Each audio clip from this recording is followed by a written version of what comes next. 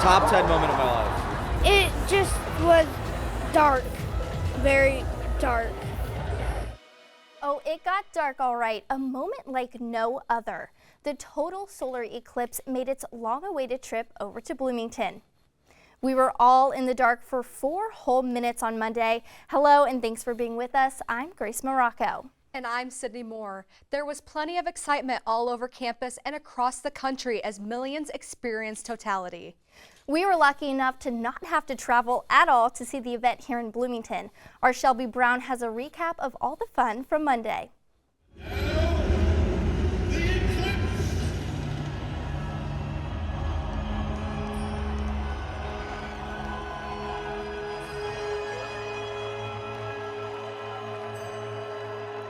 As the total solar eclipse made its way through Bloomington this past weekend, excitement filled the air as the anticipation was building with each passing moment. There was a plethora of events held at Indiana University, including a performance from Janelle Monáe and a special visit from William Shatner. Thank you. Thank you. Thank you so much. I think it's going to be, if not spiritual, emotional.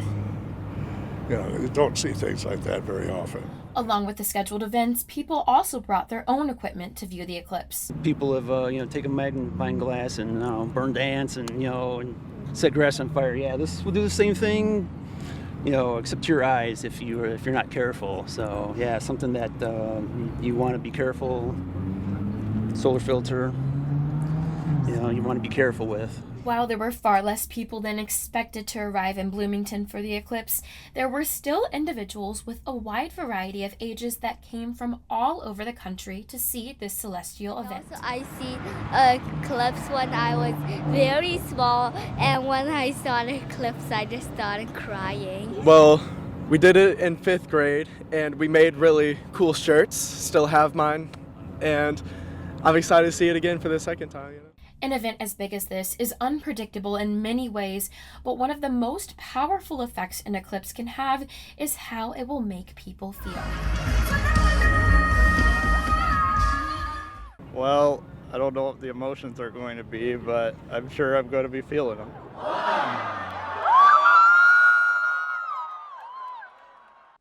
Well, the solar eclipse has come and gone, but what about your eyesight? If you looked at the eclipse without proper eye protection, you might be concerned about eye damage. Looking at the sun without the right eyewear can cause irreversible damage within a matter of seconds. So if you didn't hear those warnings, here's what you need to know. Symptoms of eye damage may not appear for hours. The American Academy of Ophthalmology says it could take 12 hours for symptoms to appear. They range from blurry visions to headaches. You can also experience blind spots, distorted vision, and changes in the way you see color. If your eyes are feeling strained, experts say it could be temporary, but you still need to visit an eye doctor to learn about the extent of any possible damage. And while our area did not see anywhere near the 300,000 people that were expected, other parts of the country saw major traffic backups. This is a video of bumper-to-bumper traffic along Interstate 93 in Manchester, New Hampshire. Cars stretched for miles as people drove to the eclipse watching spots. The state was one of the better locations in the country to witness the eclipse. 5, 4, 3, 2, 1, mark. Well, lots of science was taking place yesterday as we all soaked in the eclipse. For NASA, it was a chance to better understand questions about the sun. Some of those can only be answered during a rare astronomical event. That's why the agency launched rockets into the solar eclipse path. Sounding rockets and high-altitude planes conducted specific research on the sun and Earth. It's research that's only possible during this time. NASA has been doing this during past eclipses, and from research conducted for the past decade, scientists have discovered new information about the sun's corona. Many couples took the opportunity during the eclipse to say I do. One event in Tiffin, Ohio was even named Elope at the eclipse. It took place at Frost Calnow Amphitheater and attracted nearly 200 couples. Some renewed their vows here in Bloomington. At least one couple got engaged at the Hoosier Cosmic Celebration. Well, if you miss Monday's total solar eclipse, you will have to wait 20 years for the next one to cross over the U.S. The total solar eclipse won't return until August 2044, when Montana and North Dakota get a chance to experience the event. Another total solar eclipse will cross the U.S. in August 2045, when the southern half of the country, stretching from California to Florida, will be in totality. After that, the next eclipse aren't until 2078 and 2099. Well, with no eclipse coming to the U.S. anytime soon, what should you do with all of those eclipse glasses and viewers? A local nonprofit is helping collect used and untouched eclipse glasses. Wonder Lab and Waste Reduction are partnering with a national nonprofit to help get recycled glasses off to the next group of eclipse watchers. Experts say reused glasses are safe to use as long as there are no damages and they are no more than 3 years old. You can donate your glasses at the recycling center at South Walnut now through the end of April. Well, we have more information on how to donate your glasses, as well as find an archive of all of the eclipse-related stories on our website, IUSTV.com. Another rare event is coming, but this one you'll have to look down for. Cicadas are emerging soon, and there could be more of them than the world has ever seen in, get this, 200 years. Experts say some trillion cicadas will start appearing in May and live for about 6 weeks as part of a dual emergence. For the first time since 1803, 2 specific groups of cicadas will appear at the same time. People living here in the Midwest and the Southeast are able to experience this rare event. The cicadas will eventually die off, and it will be another 221 years before the 2 groups appear together again. A Bloomington man will spend the next 6 years in prison after pleading guilty to a fatal accident in 2022. A judge handed Caleb Washburn 6 years in prison, followed by a year of probation. The state also suspended Washburn's license for the next 12 years.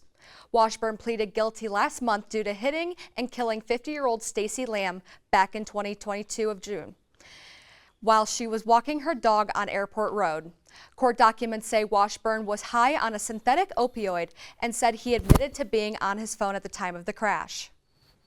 We have a traffic alert for you. Remember that INDOT will reduce State Road 4546 to 1 lane before North Kinzer Pike and Arlington Roads starting this week.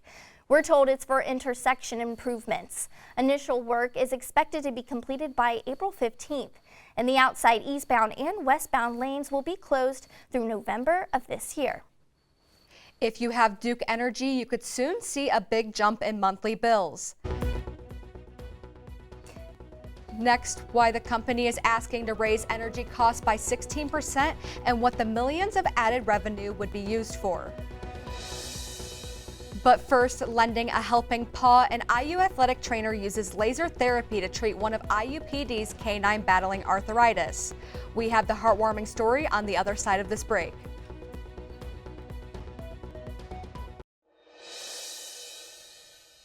The IU Police Department has an entire family of police dogs, each with a special assignment. One of those dogs recently underwent treatment to help with arthritis, and the doc for the job was right here on campus. Here's a look at this first-of-a-kind patient. Indy is an explosive detection canine that has been by Officer Bott's side since he was a puppy. I trust him with my life, and I trust everyone's life to his nose. Recently, Indy was diagnosed with arthritis in his shoulder and dysplasia in his elbow after experiencing pain jumping out of the car and running. If he's hurting, it's very difficult for him to stay focused on his actual job. Indy is currently receiving light therapy treatments from a photobiomodulation device to help reduce inflammation and promote healing. The largest problem that canines have is osteoarthritis, and this has been shown along with other therapies to benefit them. Garl's dedication to Indy stems from the crucial responsibility Indy has in maintaining the safety of IU venues, making him strongly valued by IU athletics and the only canine patient Garl intends to treat.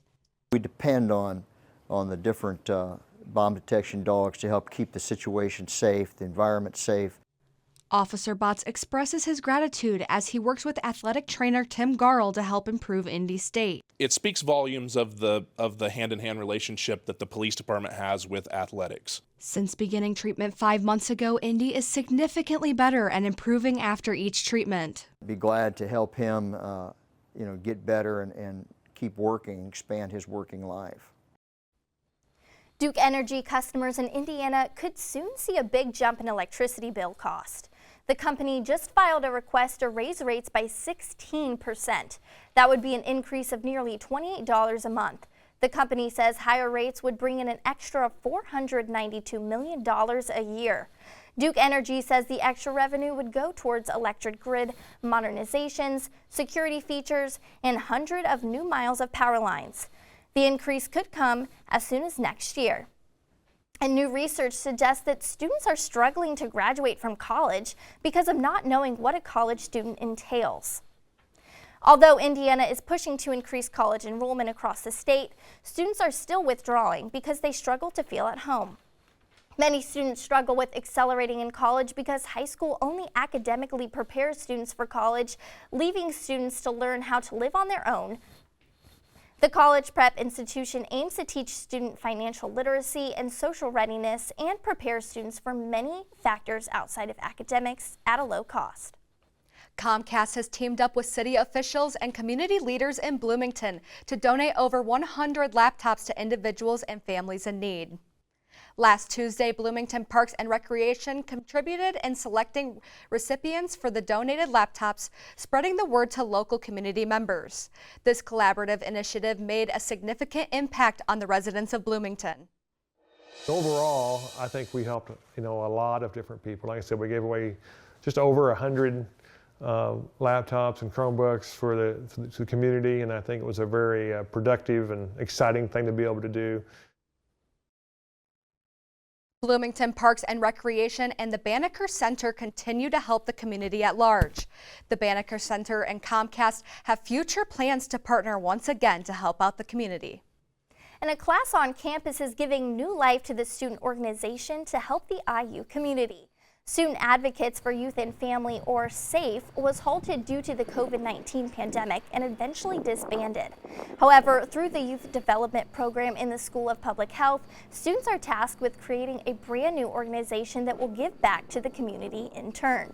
The goal is to provide opportunities for professional development, advocacy, and service by allowing IU students to connect with organizations that support youth and family outside of campus. And according to overseeing Professor Deborah Getz, prepare those in the classroom to take the next step. And by applying knowledge that they already have, layering it on top of building that belonging and trust with their peers, and engaging in the classroom with real world experience, that's the best way to learn, and honestly, the only way I like to teach. The call-out meeting is this Thursday, April 11th at 6:30 p.m. at the IMU Oak Room. Time is running out for you to file your taxes for 2023. The IRS is accepting tax filings until April 15th. That's less than a week from now. If that's not enough time, you can petition for an extension to have the deadline pushed back to October 15th. Tax filings can be submitted electronically or by mail. March employment numbers are in, and the numbers are up. The Bureau of Labor Statistics reports 303,000 jobs were added last month, far surpassing expectations. Unemployment fell to 3.8%. The labor market has remained steady for months amid elevated interest rates and high inflation. The unemployment rate has been below 4% for 26 months in a row. That's the longest streak since the late 1960s. Norfolk Southern has reached a $600 million settlement to resolve all lawsuits that East Palestine, Ohio derailment.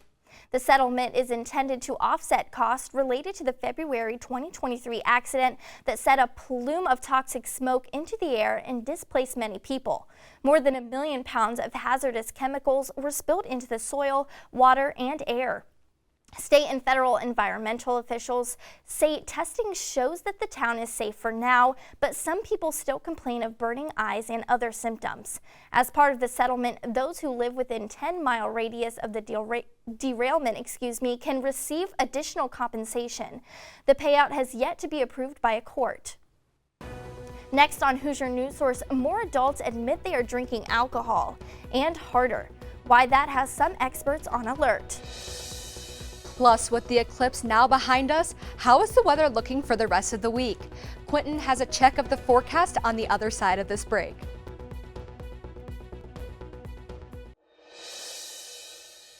Welcome back. Experts say alcohol use is increasing among retirees and older adults. For people 65 and older, that could mean a greater risk for health issues. One specialist says the percentage of older adults who drink each month is increasing, especially among women. For baby boomers, the number of people who binge drink, develop alcohol use disorders, and die from alcohol is also on the rise. About 13% of new moms say they were mistreated by medical staff during childbirth. A new study shows more than 1 out of 8 new moms are shouted at, scolded, or ignored by healthcare staff during their deliveries. Some new mothers said they even were denied treatment. Others said their healthcare provider forced them to undergo treatment they did not want. Researchers also reported higher rates of mistreatment among Black and multiracial individuals. The experiences of more than 4,400 postpartum mothers were used for the study. Turning to the weather now, we got absolutely lucky when it came to the eclipse day weather, and I'm pretty sure we had barely any clouds during totality. Unfortunately, it looks like we are going to have a much different week ahead. Quentin is in with the forecast. Yeah, I'm sorry to give the bad news, but we're going to have a little bit of a wet week to the start. So as for our temperatures anyway, don't let these colors fool you. They may look bright, but they are not going to be as sunny as they may appear. For us here in Bloomington, we've got 68. Up here in Franklin, we've got about 72. Then here to our south, we're going to see temperatures kind of get to a little bit lower than where we're going to be at, which is different for us. Normally we have colder temperatures up here, warmer temperatures to the south. But with the system we got going through here, it's going to blow some cooler air and kind of keep it circulating around a lot of southern Indiana and into our neighbors down in Kentucky. Again, as for our week, lots of rain. We're going to see that worst percentages get into our evening. We're going to start our day with 60% around 12 o'clock with temperatures around 55. In between 12 and 4, we'll see those temperatures get back to, like I said, around 68. And then at 4, we'll see those percentages build up to 80% with temperatures at 64, and then temperatures around 61 with our rain increasing throughout the night. For our totals tomorrow, we're going to have 1 to 2 inches, which is a drastic amount. So when you're walking through campus, be sure to stay away from like your creeks and low points on your sidewalks. For Thursday, 65 degrees and more rain with at most on Thursday an inch. Then Friday, we'll see those chances kind of dwindle off with temperatures around 58, low around 46. But for our Saturday and Sunday, we got lots of mostly sunnies. And we'll see that sun continue into Monday and Tuesday with temperatures building into the upper 70s and then kind of dropping when those rain chances get here on Tuesday with temperatures around 73. All right, Quentin, thank you. Of course. And next in sports, the baseball and softball teams continue on in their respective seasons. Allie has a recap of the weekend action in sports after this. The eclipse wasn't the only big thing happening on campus this weekend, with both the Hoosiers baseball and softball teams winning both of their series. We'll start with the men. In the series final against Maryland, Indiana lost 6-5 in the bottom of the 9th on a walk-off single from Maryland's Kevin Keister. Despite the loss, Indiana won the series, with this being the first time a Big Ten opponent has taken at least 2 of 3 for Maryland since 2019. Indiana's pitching staff performed well all weekend, allowing 6 or fewer runs in all 3 games, with starters only giving up 3 earned runs in 15 innings of work. Offensively, Indiana struggled in the final game, managing just 2 hits. Devin Taylor hit a solo home run, and Jake Stadler had 2-run single, but the rest of the lineup was held hitless. Despite going 3-1 this week, including a win over number 17 Indiana State and a series victory over Maryland, Indiana will be challenged as they head deeper into the second half of the season. I don't think there's any added pressure. We have really good freshmen that came in. And they're taking really big roles on the team. And so, Mercer's not afraid to play the young guys. Indiana's record is 18-15 overall and 3-3 in the Big Ten. Indiana's upcoming schedule includes 4 home games at Bart Kaufman Field, including a 3-game series against Penn State starting this Friday. Indiana softball had a successful series against Michigan State, winning all 3 games and securing their first Big Ten wins of the season. In the first game, Indiana won 6-2 with a junior infielder Sarah Stone hitting 2 home runs and junior pitcher and utility player Brianna Copeland pitching 8 innings and recording 4 strikeouts. The second game saw Indiana win 12-4 with sophomore catcher Avery Parker hitting a 2-run home game. In the final game of the series, Copeland threw a complete game with a career high of 12 strikeouts, leading Indiana to a 7-2 victory. Indiana's record is now 26-12 overall and 3-6 in the Big Ten. That's all for sports, and back to you guys at the desk. All right, Allie, thank you. And let's get one last check on that 7-day forecast. How's it looking? So again, for Monday and Thursday, we're going to see those rain chances stick around. And I mean, up to at most 3 inches of rain. So it's going to be a wet first 2 days to our week, or of our week we got here on our 7-day outlook anyway. Rain chances get out of here Friday. Sun starts coming back Saturday and Sunday with temperatures building from 70 to 75 on Sunday, 77 on Monday, and then some of those rain chances get back with us on Tuesday with temperatures around 73. 73, gosh. I like how those temperatures are looking. Yes, 70 finally. is We're way done better. with the cold bouts, I think. It's finally going to start building into some consistent warmer temperatures from now on. I Thank hope goodness. so. Thank I'm goodness. ready for summer. Yeah, me amen. too. Amen. Thank you. Of And course. thank you guys for watching Yeah. this week's Hoosier News Source. Y'all have a good week. For updates between newscasts, check out IUSTV.com. And we'll look forward to seeing you back here next week. Take care.